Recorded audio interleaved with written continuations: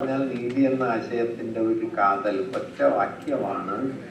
അത് concern for the other എന്നതാണ്. അപരത്തെ കുറിച്ചുള്ള കരുതലാണ്. നാരായണ ഗുരുവിന്റെ ഭാഷയിൽ പറഞ്ഞാൽ അപരപ്രിയ ഹേതുത്വം. അപരപ്രിയം, ആത്മപ്രിയല്ല, അപരപ്രിയം. ഈ അപരത്വത്തിലേക്ക് കടന്നു നിൽക്കാൻ, തന്നിൽ നിന്ന് താനല്ലാത്തതിലേക്ക് കടന്നു നിൽക്കാൻ, തൻ്റെ അനുഭവ ലോകത്തിന് പുറത്ത് കിടന്ന് മനുഷ്യവംശത്തോളം വലിയ ഒരനുഭവ ലോകവുമായി വിനിമയത്തിലേർപ്പെടാൻ, അതിനെ ഉൾക്കൊള്ളാൻ, അതിൽ ജീവിക്കാൻ ഒരാൾക്ക് പ്രാപ്തി തരുന്ന ഒരു പ്രവൃത്തിയാണ് സാഹിത്യം, ഒരു ഉപാധിയാണ് സാഹിത്യം. അങ്ങനെ വരുമ്പോൾ നമ്മുടെ ജീവിതം നമ്മുടെ അനുഭവത്തിനും പുറത്തു കിടക്കും. നമ്മൾ ഓരോരുത്തരും നമ്മിൽ നിന്ന് പുറത്തു കിടക്കും. നാം അല്ലാത്തവരിലേക്ക് നിരന്തരം കടന്നു നിൽക്കും.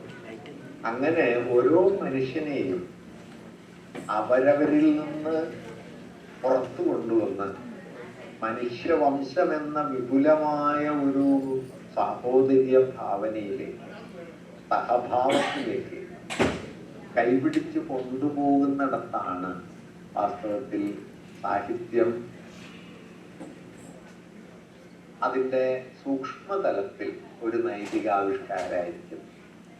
അത് നിങ്ങളെല്ലാം വളരെ ധാർമ്മികമായി ജീവിക്കണം എന്ന് ബോധിപ്പിച്ചിട്ടല്ല, അല്ലെങ്കിൽ സത്യം മാത്രമേ പറയാവൂ എന്ന വേദപ്രമാണം ഒരു കഥയിലൂടെ പറഞ്ഞുറപ്പിച്ചിട്ടല്ല.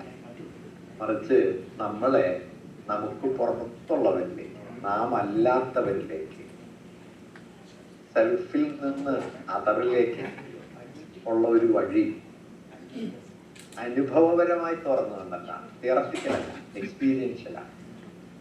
തിയററ്റിക്കലായി അതറിനോട് എൻഗേജ് ചെയ്യണമെന്ന് പറയുന്നതും അതറിന്റെ അനുഭവത്തെ, അപരത്തിന്റെ അപരാനുഭവത്തെ ആത്മാനുഭൂതിയായി ഉൾക്കൊള്ളുന്നതും രണ്ട് കാര്യമാണ്. ആത്മാനുഭൂതിയായി ഇപ്പോ നാരായണ ഗുരുവിന്റെ അനുകമ്പാദശകത്തില് അരുളൻപ അനുകമ്പം മൂന്നിനും പൊരുളൊന്നാണ് എന്ന് പറയും. അരുൾ എന്ന് പറഞ്ഞാല് പ്രപഞ്ചത്തെ കുറിച്ചുള്ള, ജീവിതത്തെ കുറിച്ചുള്ള അകമാനമുള്ള തിരിച്ചറിവാണ് അരുൾ. അൻപ് എന്നതാകട്ടെ മറ്റൊരാളോട് എനിക്ക് തോന്നുന്ന സ്നേഹഭാവമാണ് അൻപ്. അനുകമ്പ എന്നത് മറ്റൊരാളുടെ ദുഃഖം എൻ്റെ ദുഃഖമായി അനുഭവിക്കാനുള്ള ശേഷിയാണ് അനുകമ്പ.